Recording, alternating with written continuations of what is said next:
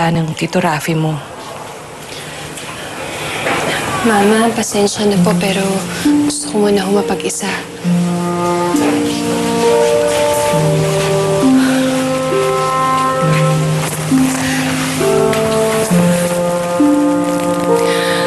Louie,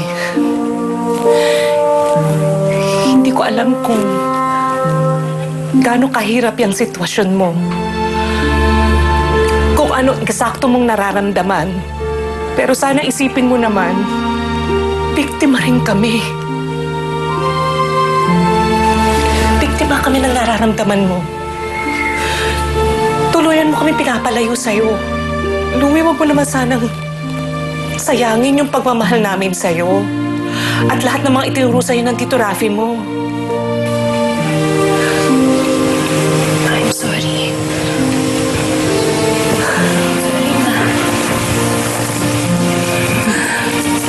Louie, don't worry. Magiging maayos din ang lahat. Siya nga pala, may meeting sa barangay sa susunod na araw. Tungkol ito doon sa mga katulad mong may disability.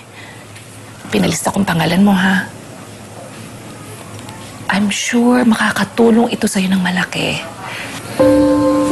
Don't worry. Samahan kita. Sige. Pinapakilala ko sa inyo ang bago nating kasama, si Miss Louise Cepeda.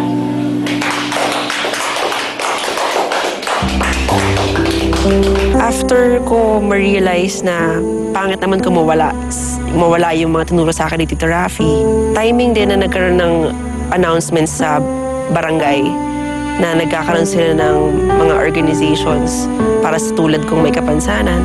Niisip ko lang na pampalipas oras. May naramdaman ako na parang ito muna yung samahan kong grupo dahil pare-pareho kami na nararamdaman. And after ng mga participations na yon, nakilala ako sa national. Kaya kong makisalamuha sa mga ibang may kapansanan kahit na hindi pa ako nakakapag-rehabilitation. Sabi ko sa mga magulang ko, gusto ko na ng trabaho. Siyempre, I need to hire an assistant. So, kahit na wala akong qualifications, turns out na yung ibang assistants ko, parang hindi sila masyadong open or aware kung paano mag-handle ng may kapansanan. Kuya, para. Tabi na lang po, kuya. Ano ba yan? Pabigla-bigla ka. Araw-araw tayo nagpapahatid dito eh. Miss, pakibilisan na lang, miss. Alangan lang tayo dito eh. Araw-araw mo na ako hinahatid dito. Hindi mo pa rin nakabisado. Ako. Pakibilisan, miss. Alangan tayo dito eh. Mama, MDA. Mahuhul ko po yata tayo eh. Wala naman tayong violation. Ba't tayo huhulihin? Ako, mali ka ng dali naman.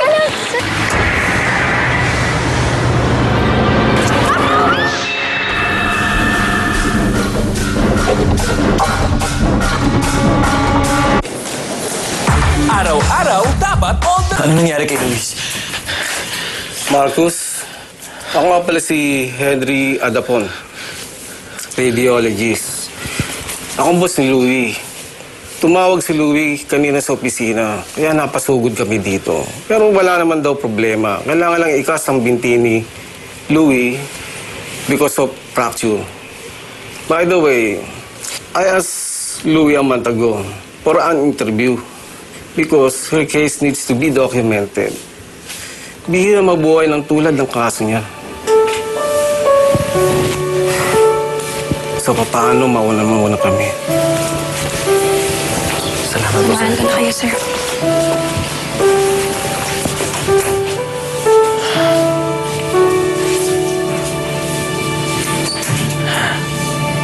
Thank God at safe ka.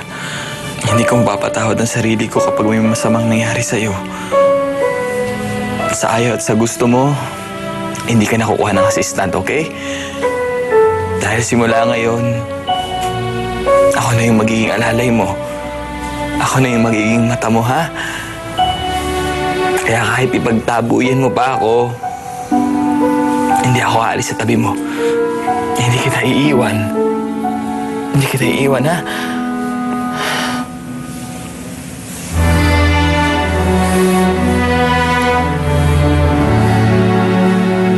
point in my life, masasabi ko talagang I believe in God.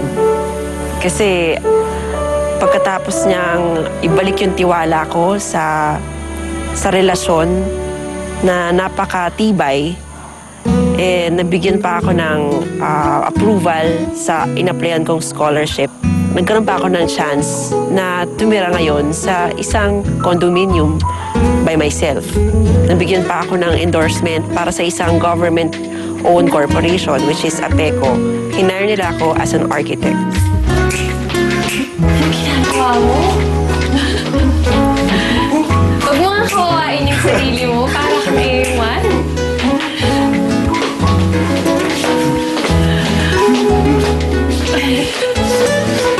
Ang ginagawa ko. Teka, halika. Sabag.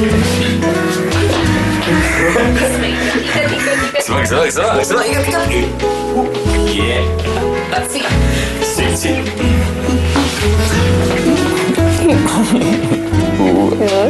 Tama na.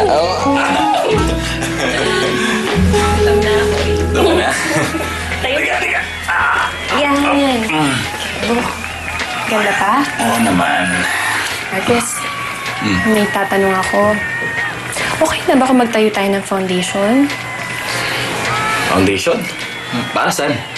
Wala, gusto ko na kasi makatulong sa mga taong kagaya ko. May kapansanan. Of course, Louie. Sa 10 taon nating pagsasama, nakita ko how you fell. Pero ang labis na kinabiliban ko, kung paano ka umakyat sa lahat ng pagkabagsak mo. You're a very strong woman. At isa yun sa hinangaan ko at minahal ko sa'yo. Bulag ka nga, pero mas marami ka naman nagawa kaysa mga taong hindi bulag.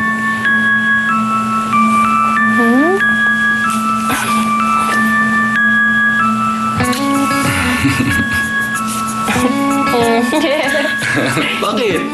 Gutom lang yan. Kaya na tayo. Ano ka ba? Nagsasabi lang ako ng totoo, okay? Ang dami mong nakikita na nakikita ko. At alam mo kung ano yun? Na mahal mo ako.